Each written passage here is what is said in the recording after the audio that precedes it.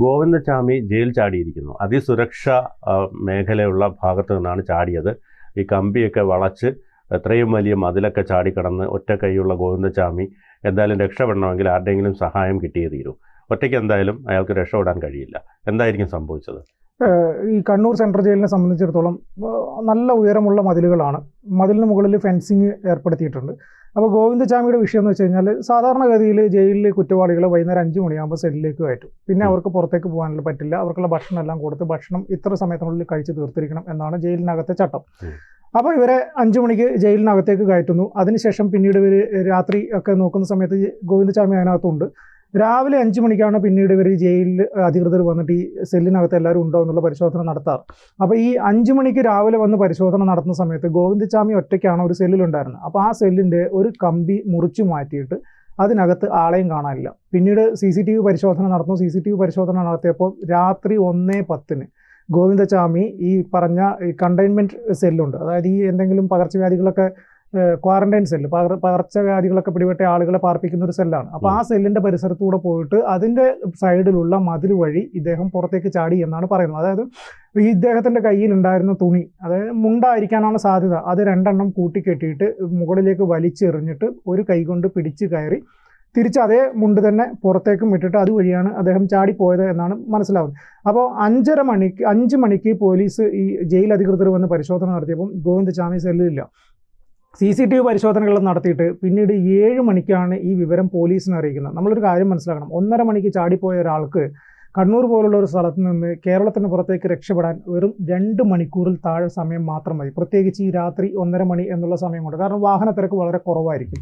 അവിടെ നിന്ന് 1.5-2 മണിക്കൂർ യാത്ര ചെയ്ത് കഴിഞ്ഞാൽ കൂട്ടുപുഴ കഴിഞ്ഞ് കഴിഞ്ഞാൽ കർണാടക വനമായി, നേരെ ഒരു 2-2.5 മണിക്കൂർ യാത്ര ചെയ്ത് കഴിഞ്ഞാൽ മംഗലാപുരമായി, അങ്ങനെ പിന്നെ ഇനി നിങ്ങളുടെ കോഴിക്കോട് മലപ്പുറം വഴിയാണെങ്കിൽ തമിഴ്നാട്ടിലേക്ക് കയറാനുള്ള വഴികളുണ്ട്. അപ്പോൾ കണ്ണൂരിലെ ജയിലിനെ സംബന്ധിച്ചിടത്തോളം അവിടെ നിന്നും അന്യ സംസ്ഥാനങ്ങളിലേക്ക് ആളുകൾക്ക് രക്ഷപ്പെട്ടു പോകാൻ വളരെ എളുപ്പം സാധിക്കുന്ന ഒരു സ്ഥലമാണ്. പ്രത്യേകിച്ച് മറ്റൊരു പ്രധാനപ്പെട്ട ഒരു കാര്യം എന്ന് വെച്ച് കഴിഞ്ഞാൽ, നമ്മളുടെ എല്ലാം ഉള്ളിൽ ഗോവിന്ദചാമി എന്ന ഒരാളെ കുറിച്ചുള്ള ചിത്രം ഒരു പഴയ ചിത്രമാണ്. പുതിയ ചിത്രങ്ങൾ അത്ര പെട്ടെന്നൊന്നും നമ്മൾ ഓർത്തു വെക്കണം എന്നില്ല. അപ്പോൾ ഗോവിന്ദചാമിയുടെ ഇപ്പോഴത്തെ ചിത്രം എങ്ങനെയാണ്, ഏത് രൂപത്തിലാണ് എന്നതിനെക്കുറിച്ച് എല്ലാവർക്കും കൃത്യമായിട്ടുള്ള ധാരണയില്ല. അതുകൊണ്ട് തന്നെ ഗോവിന്ദചാമി രക്ഷപ്പെട്ട് നമ്മുടെ മുന്നിൽ വന്ന് നിന്ന് കഴിഞ്ഞാലും ഇത് ഗോവിന്ദചാമിയാണ്, അവിടുന്ന് രക്ഷപ്പെട്ടതാണ് എന്ന് മനസ്സിലാക്കാൻ നമുക്ക് പെട്ടെന്ന് സാധിക്കണം. പിന്നീടുള്ള ഐഡന്റിറ്റി എന്ന് പറഞ്ഞു കഴിഞ്ഞാൽ ഒരൊറ്റക്കയ്യനാണ് ഗോവിന്ദചാമി എന്നുള്ളത് കൊണ്ടാണ്. ഗോവിന്ദചാമിയെ സംബന്ധിച്ചിടത്തോളം വളരെ വേഗത്തിൽ ട്രെയിനിനകത്തേക്ക് ചാടി കയറാനും ഓടുന്ന ട്രെയിനിൽ നിന്ന് ചാടി ഇറങ്ങാനും ഒക്കെ നല്ല പരിശീലനം കിട്ടിയതുപോലുള്ള കഴിവുള്ള ഒരാളാണ് ഗോവിന്ദചാമി. അതുകൊണ്ട് തന്നെ ട്രെയിനിൽ ചാടി കയറി രക്ഷപ്പെടാനൊക്കെ അദ്ദേഹത്തിന് വളരെ എളുപ്പമാകും. നമ്മൾ ഈ ഗോവിന്ദചാമിയെക്കുറിച്ച് സംസാരിക്കുമ്പോൾ അദ്ദേഹത്തിൻ്റെ കേസുമായി ബന്ധപ്പെട്ട കുറച്ച് കാര്യങ്ങൾ കൂടി നമ്മൾ ഓർമ്മപ്പെടുത്തേണ്ടതുണ്ട്. 2011 ഫെബ്രുവരി 1-ാം തീയതിയാണ് തൃശ്ശൂരിൽ നിന്ന് ഷൊർണൂറിലേക്കുള്ള യാത്രക്കിടയിൽ സൗമ്യ എന്ന് പറയുന്ന പെൺകുട്ടിയെ ട്രെയിനിൽ നിന്ന് തള്ളിയിട്ട് ക്രൂരമായി ബലാത്സംഗം ചെയ്ത് കൊലപ്പെടുത്തിയത്, തലയ്ക്ക് അടിച്ച് കൊലപ്പെടുത്തി എന്നുള്ളതാണ് കേസ്. പിന്നീട് 2011 തന്നെ നവംബറിൽ അതിവേഗ കോടതി ഇദ്ദേഹത്തെ വധശിക്ഷയ്ക്ക് വിധിക്കുകയും പിന്നീട് ഈ കേസ് സുപ്രീം കോടതി പരിഗണിച്ച് 2016 സെപ്റ്റംബറിൽ ഈ കേസിൽ അദ്ദേഹത്തിൻ്റെ കൊലപാതക കുറ്റം തെളിയിക്കാൻ സാധിക്കാതെ വരികയും പക്ഷേ ബലാത്സംഗവും ആക്രമണവും തെളിയിക്കാൻ സാധിക്കുകയും ചെയ്തതോടുകൂടി അദ്ദേഹത്തെ ഈ വധശിക്ഷ എന്നതിൽ നിന്ന് ഒഴിവാക്കിയിട്ട് ജീവപര്യന്തം ആക്കി കൊടുക്കുകയും ചെയ്തു. അപ്പോൾ ആ ജീവപര്യന്തം ജീവപര്യന്തം ശിക്ഷയിലാണ് ഇപ്പോൾ ഇദ്ദേഹം ഗോവിന്ദചാമി ഇപ്പോൾ കണ്ണൂർ സെൻട്രൽ ജയിലിൽ കഴിഞ്ഞത്. പോരാത്തതിന് അദ്ദേഹത്തിൻ്റെ പേരിൽ നിരവധി മോഷണ കേസുകൾ കൂടി രജിസ്റ്റർ ചെയ്തിട്ടുണ്ട്.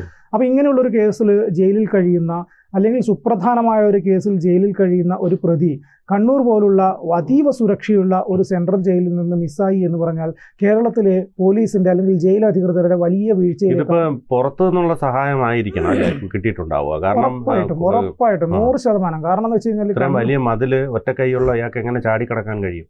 അവിടെയാണ് നമ്മൾ ഗോവിന്ദചാമിയെ അണ്ടർ എസ്റ്റിമേറ്റ് ചെയ്യുന്നതിൻ്റെ പ്രധാന പ്രശ്നം.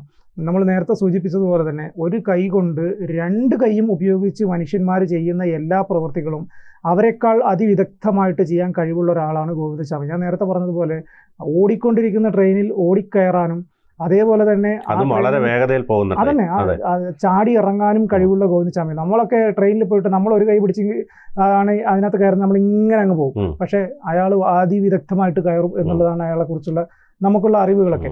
അതുകൊണ്ട് തന്നെ ഈ വടം പോലെ ഈ തുണി കെട്ടിയിട്ട് അതിന് മുകളിലേക്ക് വലിഞ്ഞു കയറാൻ അയാൾക്ക് ഒരു കൈ തന്നെ ധാരാളമാണ് എന്നവർ. പിന്നെ മറ്റൊരു പ്രധാനപ്പെട്ട ഒരു കാര്യം, അവിടെ നിന്ന് രക്ഷപ്പെട്ടു പോകാൻ അദ്ദേഹത്തിന് പുറത്തുനിന്ന് ആരുടെയോ സഹായം കിട്ടിയിട്ടുണ്ട് എന്ന് തന്നെയാണ് ജയിൽ അധികൃതരും പോലീസും കരുതിയിരിക്കുന്നത്. ഇപ്പോൾ കൃത്യമായിട്ടുള്ള പരിശോധനകൾ നടക്കുന്നുണ്ട്. പിന്നെ മറ്റൊരു പ്രധാനപ്പെട്ട ഒരു കാര്യം, ഗോവിന്ദച്ചാമിയെക്കുറിച്ച് വിവരം ലഭിക്കുകയാണെങ്കിൽ 9446899506 9446899506 ഈ നമ്പറിൽ വിളിച്ച് അറിയിക്കണം എന്ന് കേരള പോലീസ് അഭ്യർത്ഥിക്കുന്നുണ്ട്. കാരണം ഒരു ഗോവിന്ദച്ചാമി രക്ഷപ്പെട്ടു കഴിഞ്ഞാൽ കേരള പോലീസിൻ്റെ മാത്രമല്ല നമ്മളുടെ എല്ലാവരുടെയും ഉത്തരവാദിത്വം കൂടിയാണ്. കാരണം അതുപോലുള്ളൊരു വൈകാരികമായ ഒരു കേസിലാണ് ഗോവിന്ദച്ചാമി അകത്താകുന്നത്.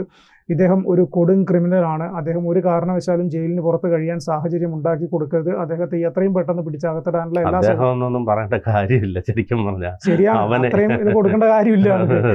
ഗോവിന്ദച്ചാമിയെ ഒരിക്കലും നമ്മൾ പുറത്ത് നിൽക്കാൻ അനുവദിക്കരുത്. മറ്റൊരു പ്രധാനപ്പെട്ട ഒരു കാര്യം, ഈ ഗോവിന്ദച്ചാമിയുടെ പേരിൽ ചാർലി തോമസ് എന്ന് പറഞ്ഞിട്ട് വരുതാചലം എന്ന് പറഞ്ഞ വിരുദാചലം തമിഴ്നാട്ടിലെ ഒരു സ്ഥലമാണ്. അവിടെ നിരവധി കേസുകളുള്ള ഒരാളാണ് ഈ ഗോവിന്ദച്ചാമി. അതുപോലെ തന്നെ ഈ കടലൂർ സമത്വപുരം ആണ് ഈ ഗോവിന്ദച്ചാമിയുടെ സ്ഥലം, സ്വന്തം സ്ഥലം.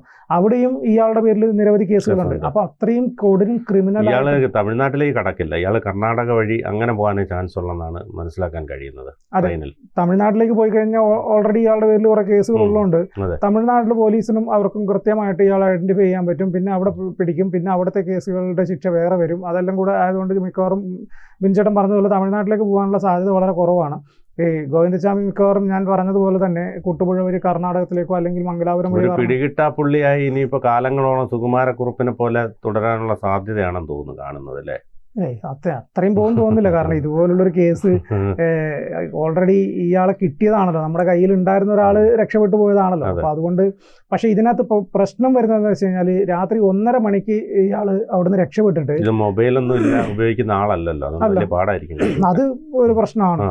പിന്നെ വേറൊരു കാര്യം എന്ന് വെച്ച് കഴിഞ്ഞാൽ ഈ രാത്രി 1:30 മണിക്ക് അവിടെ നിന്ന് രക്ഷപ്പെട്ടിട്ട് പോലീസ് അന്വേഷണം ആരംഭിക്കുന്നത് രാവിലെ 7 മണിക്കാണ്. അപ്പോൾ ഈ 1:30 മണി മുതൽ 7 മണി വരെയുള്ള 5-6 മണിക്കൂർ, ഈ 5-6 മണിക്കൂർ അതിനിർണായകമാണ് ഈ കേസിനെ സംബന്ധിച്ചിടത്തോളം. ഈ 5-6 മണിക്കൂർ കൊണ്ട് അയാൾക്ക് സുഖമായിട്ട് കർണാടക കഴിഞ്ഞ് ഉടുപ്പിയൊക്കെ കഴിഞ്ഞ് അങ്ങ് കയറി പോകാൻ, വല്ല ഗോവയിലൊക്കെ പോയിട്ട് അടിച്ചു പൊളിക്കാൻ വേണ്ടിയിട്ട് ഇനി കുറച്ച് മണിക്കൂർ മാത്രം മതി ആൾക്ക്. പക്ഷേ കേരള പോലീസ് അതിവിദഗ്ധമായിട്ട് അത് കീഴടക്കും എന്ന് നമുക്ക് പ്രതീക്ഷിക്കാം അല്ലേ വിൻചേട്ടാ? തീർച്ചയായിട്ടും. അത് കാരണം ഇത് ഒരു നിർണായകമായ കേസാണ്. പ്രത്യേകിച്ച് സർക്കാരിനെ വലിയ രീതിയിൽ പിടിച്ച് വലയ്ക്കാൻ പറ്റുന്നൊരു സാധനമാണ്. കാരണം കണ്ണൂർ ജയിലാണ്, അവിടെ നിന്ന് ചാടി പോകണമെങ്കിൽ ഇനി ഉദ്യോഗസ്ഥരുടെ സഹായമുണ്ടോ, അല്ലെ പുറത്തുനിന്ന് ആരുടെ സഹായമാണ് കിട്ടിയത്? ഒന്നാമത് ഇയാൾ ഈ പറഞ്ഞ പോലെ ആദ്യം ഒരു ഭിക്ഷക്കാരനെന്ന് കരുതുന്നു, പിന്നെ ഇയാൾക്ക് വേണ്ടി വലിയ വക്കീലന്മാർ വരുന്നു, അത് കഴിഞ്ഞ് ഇയാളുടെ രൂപം മാറുന്നു, അത് കഴിഞ്ഞപ്പോഴാണ് ഇയാൾക്ക് പിന്നിൽ വലിയ ലോബികളുണ്ടെന്ന് മനസ്സിലാവുന്നത്. അതുകൊണ്ട് തന്നെ അന്ന് തന്നെ സർക്കാരിനെ പിടിച്ചുലച്ചൊരു സാധനമാണ്. അതുകൊണ്ട് തന്നെ ഇക്കാര്യത്തിൽ സർക്കാർ അല്ലെങ്കിൽ ആഭ്യന്തര വകുപ്പ് വലിയ വില കൊടുക്കേണ്ടി വരും. അതുകൊണ്ട് തന്നെ വളരെ പെട്ടെന്ന് പിടിക്കാനുള്ള, ഒന്നാമതിപ്പോൾ CPM VS-ൻ്റെ ഭരണത്തോടുകൂടി CPM-ന് ഉണർവൊക്കെ ഉണ്ടായി വന്നതാണ്. അപ്പോൾ അത് ഇനിയിപ്പോൾ അത് മങ്ങലേൽക്കും ഇത്. അപ്പോൾ അതുകൊണ്ട് തന്നെ അത് എത്രയും പെട്ടെന്ന് പിടിച്ചാൽ മാത്രമേ പിണറായി വിജയന് കരുത്തോടെ നിൽക്കാൻ പറ്റൂ. തദ്ദേശ സ്വയംഭരണ തെരഞ്ഞെടുപ്പൊക്കെ വരികയാണ്. അതുകൊണ്ട് സ്വാഭാവികമായി ഇതൊരു വലിയ ഒരു ചോദ്യചിഹ്നമായി നിൽക്കും. കാരണം എപ്പോഴും അത് പ്രതിപക്ഷം വലിയ ആരോപണങ്ങൾ ഉയർത്തും. കാരണം കണ്ണൂർ പോലുള്ള ജയിലിൽ നിന്ന് ഇങ്ങനെ ചാടി പോവുക എന്ന് പറഞ്ഞാൽ, അതും രാവിലെയാണ് അവർ അറ്റൻഡൻസ് എടുക്കാൻ വന്നപ്പോഴാണ് അറിയുന്നതെന്നൊക്കെ പറയുമ്പോൾ അതൊരു വലിയ ഗൗരവമുള്ള കാര്യം തന്നെയാണ്. പിന്നെ ഇത് നമ്മുടെ എന്താ പറയുക, കേരളത്തെ പിടിച്ചുലക്കിയ ഒരു കേസ്, ആ പിടിച്ചുലച്ചൊരു കേസിൽ പ്രതിയായിട്ടുള്ള ഗോവിന്ദച്ചാമി ജയിലിനകത്തേക്ക് പോകുമ്പോൾ രൂപവും പിന്നീട് കുറേ നാളുകൾക്ക് ശേഷം ജയിലിനകത്ത് എല്ലാ സുഖ സൗകര്യങ്ങളോടുകൂടിയും ജീവിക്കുമ്പോൾ അയാളുടെ രൂപവും ഒക്കെ നമ്മൾ പലതവണ കണ്ടിട്ടുള്ളതാണ്, പലതവണ ചർച്ച ചെയ്തിട്ടുള്ളതാണ്. നല്ല സുന്ദരനായിട്ട് തടിച്ച് കൊഴുത്ത് പൂർണ്ണ ആരോഗ്യവാനായിട്ട്, ഇപ്പോൾ ചുരുക്കി പറഞ്ഞു കഴിഞ്ഞാൽ ജയിലിനകത്ത് കൊണ്ടുപോയിട്ട് ഒട്ടും ഭക്ഷണം കഴിക്കാൻ ഗതിയില്ലാത്തവനെ കൊണ്ടുപോയി നമ്മൾ ജയിലിലിട്ടിട്ട് ഭക്ഷണം കൊടുത്ത് മരുന്നും കൊടുത്ത് നല്ല അപൂർണ്ണ ആരോഗ്യവാനാക്കിയിട്ട് ജയിലിൽ ചാടാനുള്ള പ്രാപ്തിയാക്കിയിട്ട് അവനെ ജയിൽ ചാടി കൊടുത്തു എന്നുള്ളതാണ് ഇപ്പോഴത്തെ വസ്തുത. എന്തായാലും കഴിഞ്ഞ കുറച്ച് ദിവസങ്ങളായിട്ട് ഗോവിന്ദച്ചാമിയെ ജയിലിൽ സന്ദർശിച്ചിട്ടുള്ള ആളുകളുടെയൊക്കെ വിവരങ്ങൾ എടുക്കണം. കാരണം അങ്ങനെ ആരെങ്കിലും പോയ വഴി ആയിരിക്കണം. ഈ പുറത്തു നിന്നുള്ള സപ്പോർട്ട് അങ്ങനെയേ കിട്ടാൻ സാധ്യതയുള്ളൂ, അല്ലാതെ വേറെ വഴികളൊന്നുമില്ല. എന്തായാലും ഗോവിന്ദച്ചാമിയെ സംബന്ധിച്ചിടത്തോളം ഗോവിന്ദച്ചാമിയെ അധികം വൈകാതെ തന്നെ പിടിക്കാൻ സാധിക്കും എന്നൊരു പ്രതീക്ഷയാണ് നമുക്കുള്ളത്. കൂടുതൽ വാർത്തകളും വിശേഷങ്ങളും നിങ്ങളിലേക്ക് എത്താൻ ABC മലയാളം സബ്സ്ക്രൈബ് ചെയ്യുക, ബെൽ ബട്ടണും അമർത്തുക.